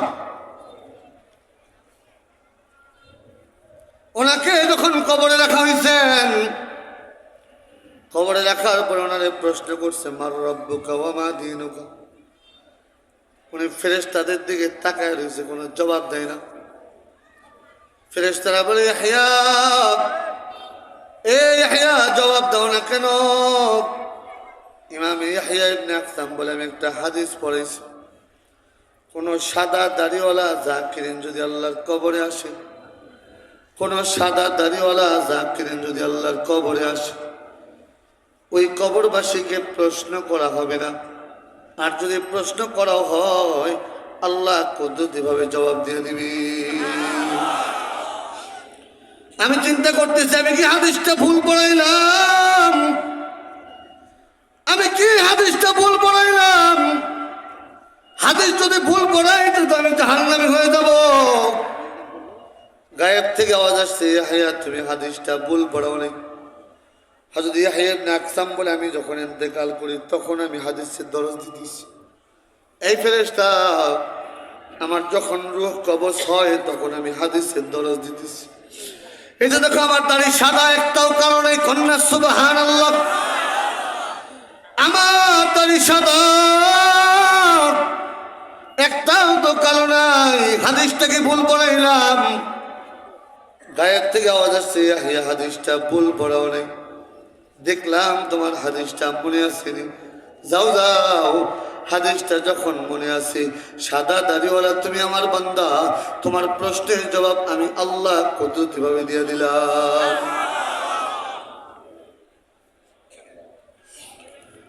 হযরত আব্দুল্লাহ ইবনে আব্বাস রাদিয়াল্লাহু তাআলা তিনি যখন ইন্তেকাল করছেন, এই তায়েফে গেলে দেখবেন মসজিদে ইবনে আব্বাস নামে একটা বিশাল বড় মসজিদ আছে। ওই মসজিদের পাশেই হযরত ইবনে আব্বাস রাদিয়াল্লাহু তাআলার কবর। আমি 2017-তে যখন প্রথম তায়েফে গেলাম, যা দেখলাম হযরত আব্বাস রাদিয়াল্লাহু তাআলার কবরের দেয়ালটা বিশাল উঁচা, বিশাল উঁচা কবরের দেয়াল। আমার এক বন্ধু তায়েফের মসজিদের খতিব, ওরে প্রশ্ন করলাম, বন্ধুরে জান্নাতুল বাকিতে গেলাম, জান্নাতুল মুআল্লায় গেলাম, কোথাও কোনো সাহাবীর কবরের মধ্যে চিহ্ন পর্যন্ত দেখি নাই। আব্দুল্লাহ ইবনে আব্বাসের কবরটা এত উঁচু দেয়াল দেওয়া কেন? উনি আমার একটা বই দিলেন, আরবি বই, সেটার মধ্যে একটা ঘটনা পড়লাম। আব্দুল্লাহ ইবনে আব্বাস যখন ইন্তেকাল করছে, ওনার লাশটা যখন কবরের পাশে এনে রাখছেন, শত শত আলেম ওলামা ওনার লাশের চতুর্পাশে দাঁড়ায় রয়েছে। এমন সময় দেখতেছি আসমান থেকে একটা পাখি এসে তার কাফনের কাপড়ে ঢুকে গেছে। আসমান থেকে একটা পাখি এসে তার কাফনের কাপড়ে ঢুকে গেছে। ওলামায়ে কেরাম তো অনেকক্ষণ দাঁড়ায় রইলেন, পাখিটা নিয়ে বের হয়ে যায়। কতক্ষণ পরে যখন বের হয় না, কাফনের কাপড়ের মধ্যে হাত দিলেন, পাখিটা কই? দেখে পাখিটা কাফনের কাপড়ের মধ্যে নাই। একজন মুরব্বী বললেন, দাও আব্দুল্লাহ ইবনে আব্বাসকে দাফন করো। কবরের মধ্যে যখন নামাইছে, আব্দুল্লাহ ইবনে আব্বাসের কবরে যখন মাটি দেওয়া শুরু হবে, যখন মাটি দেওয়া শুরু হবে, এমন সময় সব ওলামায়ে কেরাম নিজের কানে শুনতে পাইতেছে, কবর থেকে আওয়াজ আসতেছে, ইয়া আইয়াতুহান নাফসুল মুতমাইন্নাহ ইরজিই ইলা রাব্বিকি রাদিয়াতাম মারদিয়াহ ফাদখুলি ফি ইবাদি ওয়াদখুলি জান্নাতি। ওই কবরে যখন দাফন করবি, এমন কোন মানুষ নাই যার নাকের মধ্যে জান্নাতি ঘেরান যায় নাই, যার নাকের মধ্যে জান্নাতি খুশবু যায় নাই। আমার দিলে বড় তামান্না হলো, আল্লাহর কসম করে বলে আল্লাহ বিল্লাহ তাল্লাহ। ওলামায়ে কেরামকে প্রশ্ন করে দেখেন, এর উপর কোনো কসম নাই দুনিয়াতে। আমি ওরা বললাম, আমি একটু যাবো, যেমনি হোক দেখতে হবে। মসজিদে আব্বাসের মুয়াজ্জিনের সাথে কথা বলে যখন গেলাম, মসজিদের সাথ দিয়ে যখন আব্দুল্লাহ ইবনে আব্বাসের কবরের পাশে দাঁড়াইলাম, আব্দুল্লাহ ইবনে আব্বাস রাদিয়াল্লাহু তাআলা কবরের পাশে যাওয়ার পরে আমার নাকের মধ্যে আমি এমন এক ঘেরান পাইছি, এমন এক ঘেরান পাইছি। 100 গ্রাম আতরের দাম 80,000 টাকা। এমন আতর আমি ব্যবহার করছি, কিন্তু নাকের মধ্যে এমন এক ঘেরান। আমি বললাম, দোস্ত এটা কোন ফুলের ঘেরান পাওয়া যায়? বলে, এটা কোন ফুলের ঘেরান নয়, এটা আব্দুল্লাহ ইবনে আব্বাসের কবরের মাটির ঘেরান পাওয়া যায়। এটা আব্দুল্লাহ ইবনে আব্বাসের কবরের, এটা আব্দুল্লাহ ইবনে আব্বাস রাদিয়াল্লাহু তাআলা কবরের ঘেরান পাওয়া যায়। এই জন্য এত উঁচা করে ওয়াল দিচ্ছে, কারণ মানুষ মাটি লয়ে যায়। এই জন্য দেখেন ওই যে পটিয়া মাদ্রাসার সাইফুল হাদিস সাহেবের কবর থেকে মাঝে মাঝে ঘেরান বের হয়, কথা হয় না। কত লাশ 30 বছর পরে তাজা পাওয়া যায়, কত লাশের কাপড়ের কাপড় অক্ষত। কারণ কি জানেন? তার হাতের মধ্যে কোরআনের ঘেরান পাওয়া যায়, তার জবানের মধ্যে জিকিরের ঘেরান পাওয়া যায়, তার চোখের মধ্যে কান্নার ঘেরান পাওয়া যায়, কপালের মধ্যে সেজদার ঘেরান পাওয়া যায়, হ্যাঁ তার পেটের মধ্যে রোজার ঘেরান পাওয়া যায়। সীমাহুম ফি উজুহিহিম মিন আসারিস সুজুদ। আরে মুমিন কেমনে চিনবা? দেখবা কপালের সেজদার চিহ্ন পড়ে গেছে। হ্যাঁ, যার পায়ের মধ্যে আল্লাহ রাস্তায় হেঁটে যাওয়ার ঘেরান পাওয়া যায়। জবানের মধ্যে মাঝে মাঝে রেখে আল্লাহ আল্লাহ আল্লাহ আল্লাহ আল্লাহ, যার জবানের মধ্যে আল্লাহর ডাকের ঘেরান পাওয়া যায়। হে, দুনিয়াতে কত মানুষের সামনে চোখের পানি ফেলাইলা, দুনিয়াতে কত মানুষের সামনে হাত পাতলা, অথচ আল্লাহ ডাক দিয়ে বলে, মুমিন তোর চোখের পানি আমার কাছে বড় দামি। আরে কান্দতে হইলে আমি আল্লাহর কাছে কান্দ, চাও আমি আল্লাহর কাছে চাও। এই দুনিয়াতে তোমার চোখের পানির কোনো দাম নাই, দুনিয়াতে তোমার কান্নার কোনো দাম নাই, অথচ আল্লাহ তাআলার দরবারে একটু কাইনা দেখো।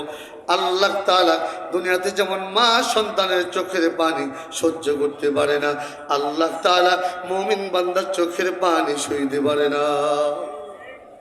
হ্যাঁ দোস্ত, এই জন্য আবদার করে বলতেছি, দুনিয়ার থেকে তো যাইবেন, কবরে যাওয়ার পরে প্রশ্ন এক হবে, জবাব ভিন্ন হবে। হ্যাঁ, আমরা যেন মুমিন হয়ে কবরে যাইতে পারি, আমরা যেন আল্লাহওয়ালা হয়ে কবরে যাইতে পারি। এই জন্য আলেমের সোহবত দরকার, ওলামায়ে কেরামের সোহবত দরকার, আল্লাহওয়ালাদের কাছে যাওয়া দরকার। হ্যাঁ, আল্লাহওয়ালারা দেখবেন অনেক সময় এমন কিছু অর্ডার করেন যেটা আমাদের মানতে মনে চায় না। আমি দুইটা কথা বলে শেষ করব। একটা হলো আমি বলছিলাম ওলামায়ে কেরাম আপনাদের কিচ্ছু দিতে পারে না, তবে ওলামায়ে কেরাম আপনার জন্য দোয়া করতে পারে। আমি আমার জীবনের একটা কথা আপনাদের শুনাই দিচ্ছি। আমি গরিবের সন্তান, আমার বাবার তৌফিক ছিল না 11 কিলোমিটার হাইটে আমি মাদ্রাসায় যেতাম। ডান হাতে একটা ছাতা, বাম হাতে একটা টিফিন বাটি, পিছনে কান্দে একটা ব্যাগ। 8 থেকে 10 বছর বয়স হবে, একা হাইটা যাইতাম 11 কিলোমিটার রাস্তা। তো প্রতিদিন যখন যাইতাম, ভাই আল্লাহর কসম করে বলছি, বানানো কোনো কথা বলতেছি, আমি আমার জীবনে একটা কথা আপনাকে শুনে দিচ্ছি। আমরা আলেমরা কিচ্ছু দিতে পারি না, তবে দোয়া করতে জানি। তা আমি যখন প্রতিদিন যাইতাম, এই যে আমাকে সাদা দাড়িওয়ালা মুরব্বী, এমন এক মুরব্বী দোকানে রাস্তায় আমার বাড়ির থেকে হয়তো 1 কিলো বা 1.5 কিলো হবে, এই দোকানের মধ্যে এখানে দোকান ছিল, ওই দোকানে এক মুরব্বী বসে থাকতো। আমি যখনই ওনার পাশ দিয়ে যাইতাম উনি ডাক দিত ইসমাইল। তা আলেমের ঘরের সন্তান তো সালামটা খুব ভালো জানি, তো তার সালাম দিত, আসসালামু আলাইকুম দাদা যান, আমাকে ডাকছেন। তখন 5 পয়সা 10 পয়সায় চকলেট পাওয়া যায়, 10 পয়সা ভ্যান ভাড়া, 5 পয়সা দিয়ে 2টা 4টা চকলেট পাওয়া যায়। উনি আমাকে প্রত্যেক দিন কখনো 2টা কখনো 4টা চকলেট আমার দিতেন। আমি গরিব মানুষ, কই 2টা 4টা চকলেট যাই পাইতাম, বড় খুশি হয়ে মাদ্রাসায় যাইতাম। একদিন আমার উনি ডাক দিয়ে ইসমাইল হাইটা যাও কেন, ভ্যানে যাও না কেন, হাইটা যাও কেন? আমার মনটা ছোট্ট মানুষ, আমি মনটা বড় খারাপ হয়ে গেছে। আমি বললাম দাদা যান, আমার বাবার তৌফিক নেই যে আমি ভ্যান ভাড়া দিয়ে যাব। আমরা তো 3 বেলার মাঝে মাঝে 2 বেলাও খাবার খাই, আমার বাবার তৌফিক নাই যে আমি ভ্যান ভাড়া দিয়ে মাদ্রাসায় যাব। একথা বলার পরে ওনার বড় মনটা খারাপ, উনি আমার 4টা চকলেট দিলেন, মাদ্রাসায় চলে গেলাম। সারাদিন মনটা বড় খারাপ। বাড়িতে আসার পরে মারে বললাম, মা আব্বা কি আমার মাঝে মাঝে পারে না মাঝে মাঝে ভ্যান ভাড়া দিতে? আমার মা আমারে জড়াইয়া ধরে একটা কথা বললো, বাজার দোয়া। আমার মার জীবনে একটা দোয়া, একটা বদদোয়া জীবনে। আমার মা আমারে জড়াইয়া ধরে বলে, বাবা কোরআন শিখতেছো, যাও কোরআন শিখো, এই কোরআনটারে মোহাব্বত করে শিখো। আল্লাহ তোমার কোরআনের উসুলে গাড়িতে চলে,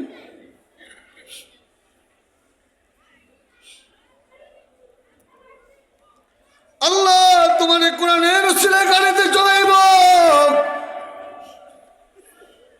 আমার মা আমার সান্ত্বনা দিল, বাচ্চা মানুষ কতক্ষণ বলে ভুলে গেছি। পরের দিন যখন আবার মাদ্রাসায় রওনা করছি, আজকে দেখি দাদা যান নাই, আজকে ভ্যান ভাড়াও নাই, চকলেটও নাই, খালি হাতে রওনা করছি। কত দূর, অনেক দূর চলে গেছি। চক দিয়ে তো রাস্তার আরিয়াল বিল, ছিলেন তো আপনার আরিয়াল বিল, এই আরিয়াল বিলের মাঝখান দিয়ে রাস্তা, অনেক দূর চলে গেছি। তাদের একজন ডাকতেছে, ইসমাইল ইসমাইল ডাকতেছে। পিছন দিয়ে ঘুরে তাকায় দেখি মুরব্বী আমার ডাকতেছে। ভয় পেয়ে গেলাম, মুরব্বী না জানি আমার কিছু বলে। কাচু মাচু করে দাঁড়িয়ে বললাম, দাদা যান এমনি দৌড়াইতেছেন কেন, আমার কোনো ভুল হয়েছে নাকি? বলে না, তোমার কোনো ভুল হয়নি, দাঁড়াও।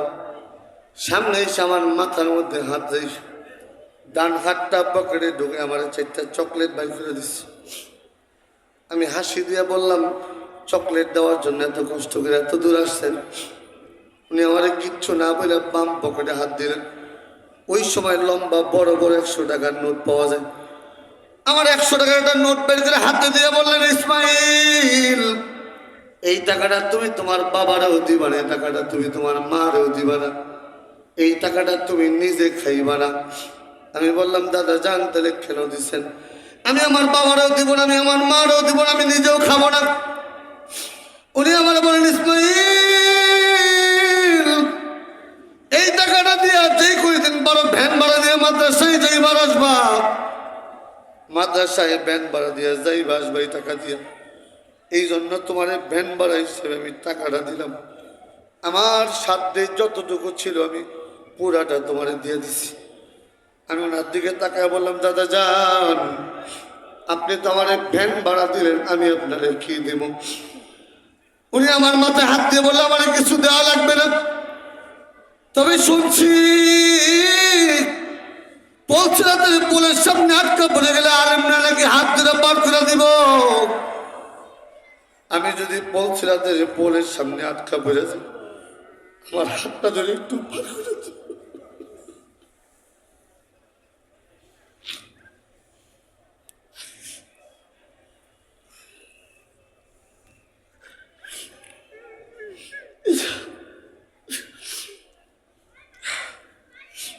ইসমাইল পৌঁছাতে পোলের সামনে যদি আটকা পড়ে যায়, তুমি আলেম হইতেছ, আমার হাতটা ধরে একটু পৌঁছাতে পোলটা পার করে দিও। আর যদি দেখা না হয়, আমার জন্য একটু দোয়া করে, আল্লাহ যেন আমারে মাফ করে দেয়। সবাই বলেন না, আল্লাহ যেন ওনাকে মাফ করে দেয়। বলেন আমিন। আরে জোরে বলেন আমিন। মাদ্রাসায় চলে গেছি, ওই টাকা দিয়ে অনেক দিন পর্যন্ত মাদ্রাসায় গেছি আসছি।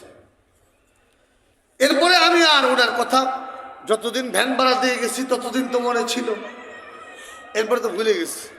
8-10 বছর বয়সের কথা। আমি যখন মাদারীনগর মাদ্রাসায় পড়ি, 2008-9 আমি যখন হজে যাব, আমার জন্য মাদারীনগর মাদ্রাসায় খতমে বুখারী, খতমে খাজেগান হয়েছে যে আল্লাহ হায়াত থাকলে বাঁচায় এখন নিয়ে যাও। আমার ওজন তখন 49 কেজি, এখন আমার ওজন 102 কেজি। তো বুঝেন তো কেমন দেখা যায়। তা আমি খুব অসুস্থ, বাঁচবো না এটাই জানতাম। আমাদের বাসায় এখনো প্রত্যেক শুক্রবার আসরের পরে দোয়ার আমল হয়। এটা আমাদের কোনো ক্রেডিট নেই, এটা মাদারীনগর মাদ্রাসার ক্রেডিট। আপনি তো মাদারীনগরে সত্যি, মাদারীনগর মাদ্রাসায় প্রত্যেক শুক্রবার না, প্রতিদিন আসরের পরে দোয়া হয়, ছাত্ররা দোয়ায় বসে। আর আমাদের বাসায় প্রত্যেক শুক্রবার আসরের পরে দোয়া হইতো। তা আমি মারে কইলাম, মা আমি তো মইরাই যাবো, তা আব্বারে কন্যা আমার একটু মক্কা মদিনায় লয়ে যাইতে, আমি যেন ওখানে গিয়ে মরে যাই। কারণ মান মাতা ফিল হারামাইনি ঈমানান দাখালাল জান্নাহ, যে দুই হারামে ঈমান হারাতে মারা যায় সে জান্নাতি। তো মা আমি তো মরেই যাবো, আব্বারে কন আমার একটু মক্কা মদিনায় নিয়ে যাক, আমি যেন ওখানে গিয়ে মরে যাই। তা আমার মাকে, তোমার আব্বা কোথায় কই পাইবে, এত টাকা তোমার আব্বা কোথায় পাবে? তা আমি তো নাসর বান্দা। একদিন শুক্রবার মাদারীনগর মাদ্রাসায় আমি দোয়ায় বসছি, আর আমি জানি আমার মাও দোয়ায় বসছে। তা আমি দোয়ার থেকে উঠা এসে মারে জড়াই দিতে চিৎকার বেলা কাঁদতেছে, মাও খুব কান্নাকাটি করতেছে। তো বললাম, মা একটু দোয়া করেন না, একটু আব্বারে কন্যা আমার যিনি মক্কা মদিনায় নিয়ে যায়, আমি যেন ওখানে গিয়ে মরে যাই। তা আমার মা রাগ করে হাত ছেড়ে দিয়া বদদোয়া বলেন আর দোয়া বলেন। আমার মা কাছে, বেটা তুই তো মরবি না, কতবার মক্কা মদিনায় যাবি, গইন্যাও কুল পাবি না। আমার 3টা পাসপোর্ট, সিল মারার কোনো জায়গা নেই। আল্লাহ আপনাদের দোয়ায় 100বারের উপরে আমার মক্কা মদিনায় নিয়েছে। আমার মাও 7বার গেছে, এবার আবার 26 তারিখে যাবে ইনশাআল্লাহ, আমিও যাবো ইনশাআল্লাহ। তো মক্কায় যখন আমি প্রথম গেলাম, হাদিসের মধ্যে আসছে, কোনো ব্যক্তি কাবা যখন দেখে, কোন মুমিন কাবা দেখে যেই দোয়া করে আল্লাহর সাথে সাথে ওই দোয়া কবুল করে। আমি তো দোয়া শুরু করবো, কাবা দেখছি, অসুস্থ মানুষ, অনেক আবেগ নিয়ে কাবার সামনে দাঁড়াইছি। হঠাৎ করে যখন দোয়া শুরু করছি, কসম খোদার, আমি যখন দোয়া করতেছি চোখ বন্ধ করে লম্বা করে আল্লাহ করে চিল্লায় ডাক দিছি, আল্লাহ আল্লাহ আল্লাহ আল্লাহ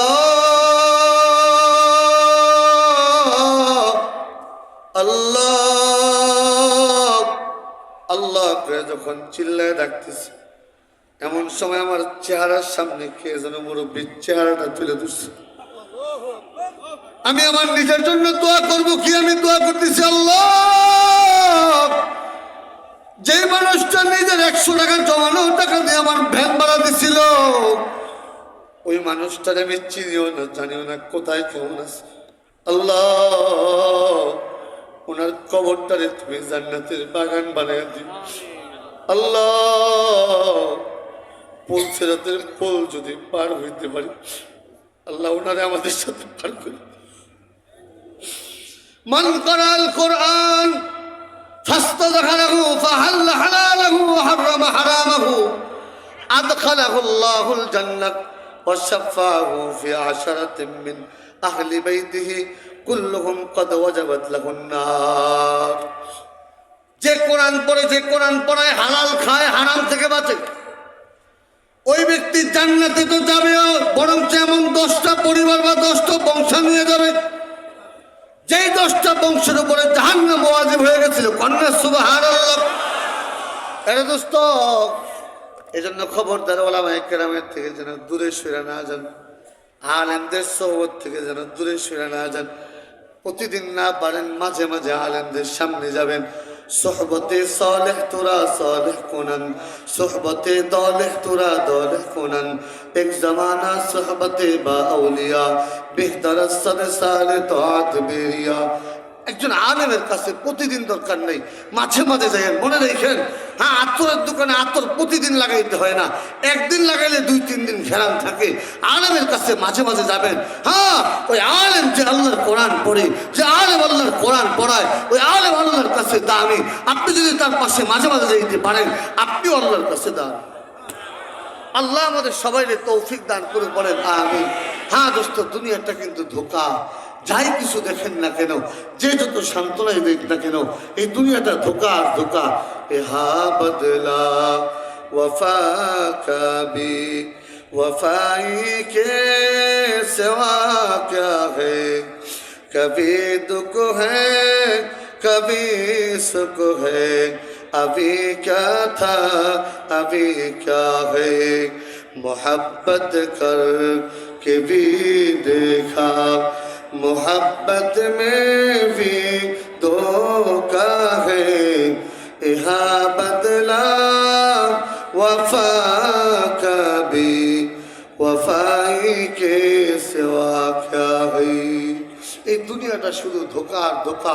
হ্যাঁ, যতক্ষণ আছেন, যদি মহাব্বত কাউরে করতে হয়, আল্লাহকে মহাব্বত করেন।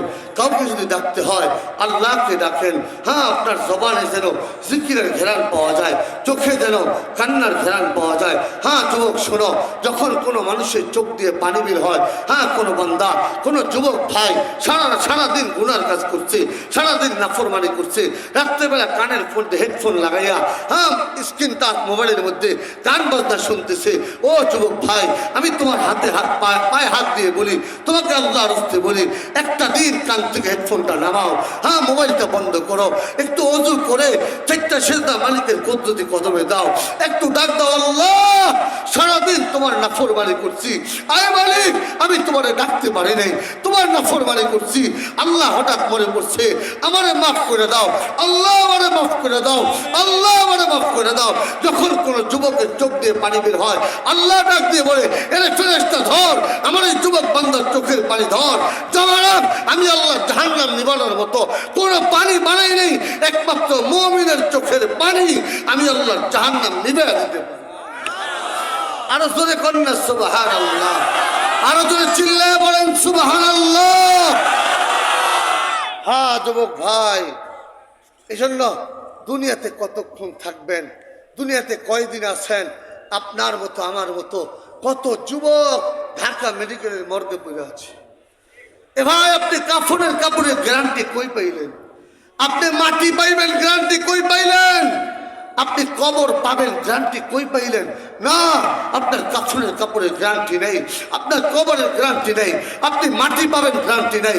আপনার আমার মতো কত মানুষ, আপনার আমার মতো কত যুবক আরে রাস্তার মধ্যে মারা যাইতেছে, আমার আপনার লাশ কত সিগালে খাইতেছে, কত কোটিপতির লাশ সাগরে ভাসতেছে, খবর নেই, কথা কয় না কথা।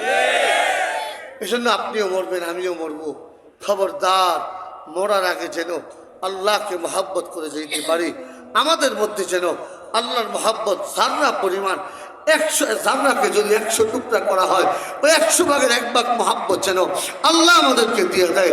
হ্যাঁ, এজন্য আল্লাহ ওনাদের দরবারে যাবেন তো ইনশাআল্লাহ, যাবেন তো ইনশাআল্লাহ। হ্যাঁ, আগামী 19, 20, 21 চরমনার মাহফিল। হ্যাঁ আমি দেখছি, আমি এক সময় এই নারায়ণগঞ্জে ইসলামী আন্দোলনের বিরুদ্ধে সবচেয়ে বেশি ভূমিকা আমি পালন করছি। আপনারা হয়তো আমাকে চিনেন কিনা, আমি নারায়ণগঞ্জে হেফাজত জমিয়তের সাথে ছিলাম 2013 সাল থেকে 2021 সাল পর্যন্ত। সবচেয়ে বেশি বিরোধিতা আমি করছি। আমি কত টাকা খরচ করছি মাওলানা ফেরদৌস সাহেব জিজ্ঞেস করলে পাইবেন, মুফতি হারুন সাহেব জিজ্ঞেস করলে পাইবেন কত টাকা খরচ করছি ইসলামী আন্দোলনের বিরুদ্ধে কাউন্টার প্রোগ্রাম দেওয়ার জন্য। তা আল্লাহ কারে যে কখন কবুল করে বলা যায় না, কারে কখন কবুল করে বলা যায় না। আমি তো এখন বলি যে আমি যতদিন বেঁচে আছি আমি চাই আমার প্রত্যেকটা, আমার সামনে যত সন্তান, আমার নাতি প্রতি প্রত্যেকটা মানুষ যেন জন্ম নিয়ে যায়। হ্যাঁ, আলেম যে আপনারা হয়তো মনে করতে পারেন যে আলেমদের এত প্রশংসা করলেন, আলেমরা গুনাহ করে না, করে। আলেমরাও ভুল করতে পারে, আলেমদের দ্বারা ভুল হয়। তবে আল্লাহ যেমন আলেমদের বিচার পর্দার আড়ালে করবেন, আপনিও যদি আলেমকে কোনো সতর্ক করতে হয় তাহলে গোপনে করবেন।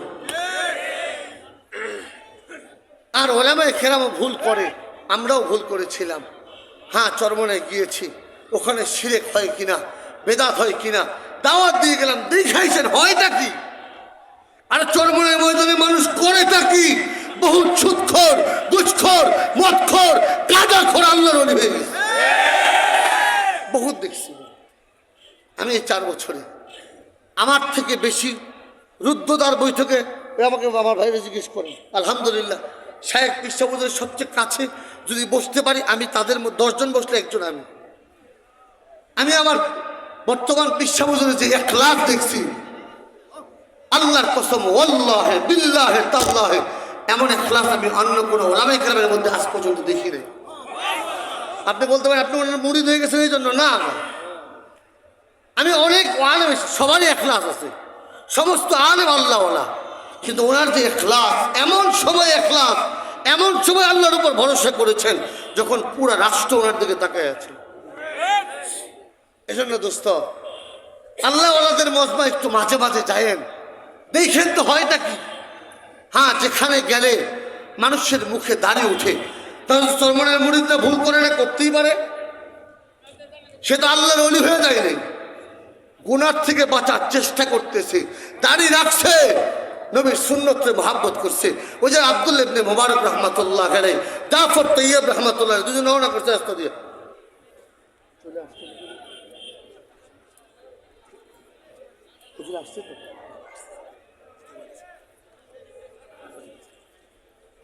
হযরত জাফর তৈয়ব রহমাতুল্লাহ আলাইহি আর আব্দুল্লাহ ইবনে, আপনাদের কষ্ট হইতেছে? আমাদের শায়েখ আসতেছেন, আমি দেওয়ানা হযরতের কাছে অনেকবার গেছি, অনেকবার যাই, এবং উনি আমার এখনো শায়েখ, অধ্যক্ষ মিজানুর রহমান চৌধুরী সাহেব। অলিপুরি সাহেবের সাথে আমার খুব ভালো সম্পর্ক, যারা নারায়ণগঞ্জে আমাকে চিনেন তারা জানেন। কিন্তু আমার কেন যেন মনে হয়, কোরআন শরীফ থাকলে মাথায় নিয়ে আল্লাহর কসম খেয়ে বলতে পারতাম, শায়েখে চরমনের কাছে গেলে আমার কেন যেন আমলের সব বাইরে যায়। আমি তাহাজ্জুদ একাধারে অনেক বছর পড়ছি, মাঝখানে বহুত বছর ছেড়ে দিয়েছিলাম। এখন শায়েখের সামনে যেদিন যায় ওদিন তাহাজ্জুদ পড়ি, কেন যেন পারি, তৌফিক দেয় আল্লাহ। কেন যেন আমি জানি না, কেন কোনো কিছু আছে কিনা তাদের মধ্যে তাও জানি না, কিন্তু তার কাছে গেলে আমার কেন যেন ইবাদতের শোক বেড়ে যায়। যে কথা বলতেছিলাম, জাফর তৈয়ব রহমাতুল্লাহ আলাইহি, আব্দুল্লাহ ইবনে মুবারক রহমাতুল্লাহ আলাইহি, শায়েখ পীর সাহেবরা এমন কিছু অর্ডার করেন মুরিদদেরকে যেটা তাদের বুঝে আসে না। আব্দুল্লাহ ইবনে মুবারক রহমাতুল্লাহ আলাইহি, জাফর তৈয়ব দুজনে রওনা করছেন। হঠাৎ করে দেখতেছেন একজন যুবক বিশাল অট্টালিকা বানিয়ে দিয়েছে। আব্দুল্লাহ ইবনে মুবারক রহমাতুল্লাহ আলাইহি দেখা কান্না শুরু করলেন। এই কথা বলেন না, আমার দিকে তাকান। আব্দুল্লাহ ইবনে মুবারক রহমাতুল্লাহ দেখে কান্না শুরু করছে। জাফর তৈয়ব রহমাতুল্লাহ বলতেছে, আপনি কাঁদতেছেন কেন? বলে, আমার মনে চায় এই যুবকটা যদি এই বাড়িটা না করে জান্নাতে একটা বাড়ি করত। জাফর তৈয়ব রহমাতুল্লাহ বলেন, চলেন না যাই। আব্দুল্লাহ ইবনে মুবারক বলেন, যাবো? হ্যাঁ চলেন। তো দুজন গেছেন। যাওয়ার পরে যুবক তো শান শৌকতে বয়ে রয়েছে, পাওয়ার নিয়ে আমার মতো বাপ দিকে বুঝিস। তো যুবকের কাছে জাফর তৈয়ব রহমতুল্লাহ যায় বলে, এই যুবক, আসসালামু আলাইকুম। ওয়ালাইকুম আসসালাম। ওনাকে চিনো? বলে না। উনি আব্দুল্লাহ ইবনে মুবারক। নাম দিতেন। আরে হুজুর, আপনি আমার বাড়িতে? হুজুর বসেন। তো জাফর তৈয়ব রহমতুল্লাহ বলে, হুজুরে তোমার সাথে দুইটা কথা বলবে কানে কানে। কি কথা?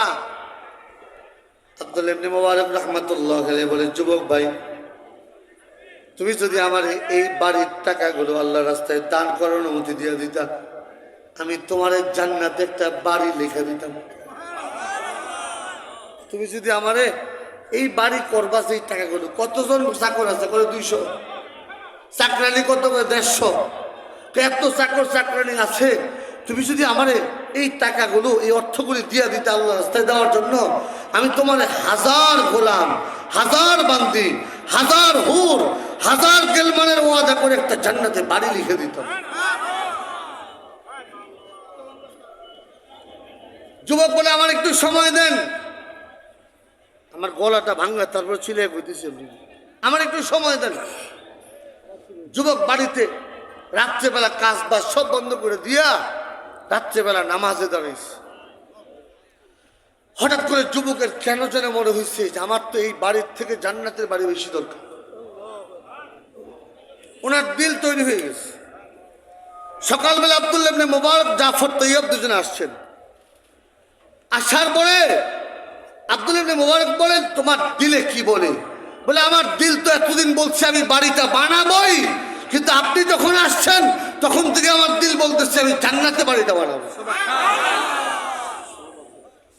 আপনি যখন আসছেন আমার কাছে, আপনার সাথে মুসাফা করছি, তখন থেকে আমার দিলের মধ্যে গাইতেছে আমি দুনিয়ায় বাড়ি বানাবো না, আমি জান্নাতেই বাড়িটা বানাবো। কিন্তু আপনি তো লিখে দিবেন, কাগজ কলম নিয়ে রেডি আছে, লিখে দেন।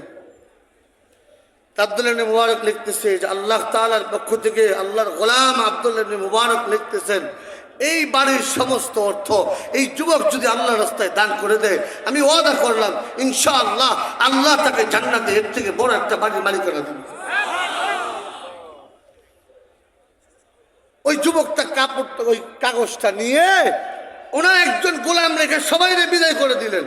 বললেন, আমি যখন ইন্তেকাল করব এই কাগজটা আমার কাফনের কাপড়ে দিয়ে দিবা। আব্দুল্লাহ ইবনে মুবারক রহমাতুল্লাহ চলে গেছেন। বেশ কিছুদিন পরে, প্রায় 40 দিন ওভার হয়ে গেছে। কিতাবের মধ্যে আসছে 40 দিন অথবা 40 দিন একটু প্লাস ওভার হয়ে গেছে। আব্দুল্লাহ ইবনে মুবারক রহমাতুল্লাহ ফজরের নামাজের আগে তাহাজ্জুদ পড়ার উদ্দেশ্যে ওনার মসজিদের মধ্যে যে আলাদা কামরায় ঢুকছে। ঢুকার পরে দেখতেছে আব্দুল্লাহ ইবনে মুবারক যে চিঠিটা লেখা দিয়ে এসেছিল, ওনার হাতের ওই চিঠিটা আব্দুল্লাহ ইবনে মুবারকের জায়নামাজের উপরে। আব্দুল্লাহ ইবনে মুবারক যে চিঠি লিখে দিয়ে আসছে যুবকরে, সেই চিঠিটা ওনার ঘরে জায়নামাজের উপরে। কন্যা সুবহানাল্লাহ। আব্দুল্লাহ ইবনে মুবারক রহমাতুল্লাহ বুঝলেন, সকালবেলা ফজরের নামাজ পড়ে দৌড় দিলেন জাফর তৈয়বকে নিয়ে। ওই বাড়িতে যাওয়ার পরে দেখে বাড়িতে কোনো মানুষজন নেই। ওই একজন গোলাম, তাকে বললেন, এ ভাই, ওই যুবক কোথায়? বলে, যুবক তো কবরের মেহমান। বলে, গোসল করাইছে কি? বলে, আমি। কাফন পড়াইছে কি? বলে, আমি। বলে, দাফন করছে কি? বলে, এলাকার ইমাম। বলে, তুমি কিছু দেখছো? বলে, হ্যাঁ দেখছি। কিছু করছো? বলে, হ্যাঁ করছি। কি দেখছো? বলে, যখন ওরে গোসল করাইছি, যতবার পানি ঢালছি, প্রত্যেকবার পানির থেকে জান্নাতি ঘ্রাণ বেশি। কি করছো? বলে, ওর ওসিয়ত ছিল একটা চিঠি ওর কাফনের কাপড়ে ঢুকায় দেওয়া। আব্দুল্লাহ ইবনে মুবারক বলে, দেখো তো এটা কিনা। গোলাম চিৎকার দিয়ে জমিনে পড়ে গেছে। জ্ঞান ফিরে আসছে। বলে, আরে এই চিঠি তো আমি এই যুবকের কাফনের কাপড়ে দিয়ে দিছি। আমি তো এই চিঠি গোলামের এই যুবকের কাফনের কাপড়ে দিয়ে দিছি। আব্দুল্লাহ ইবনে মুবারক বলে, শোনো, আমি যে ওয়াদা করছিলাম এই যুবক যদি তার এই অর্থ, তার এই বাড়ি আল্লাহর রাস্তায় দিয়ে দেয়, আল্লাহ তাকে জান্নাতে একটা এর থেকে বড় বাড়ির মালিকানা দিবে। আল্লাহ তাকে জান্নাতে বাড়ির মালিকানা বানায় দিচ্ছে। হ্যাঁ যুবক ভাই, আর আলোচনা করবো না, আমি এমনি অসুস্থ, গলা হয়ে গেছে, ঠান্ডাও লাগছে। শায়েখ আসতেছেন, চলে আসছেন মনে হয়, জিকিরের তালিম হবে।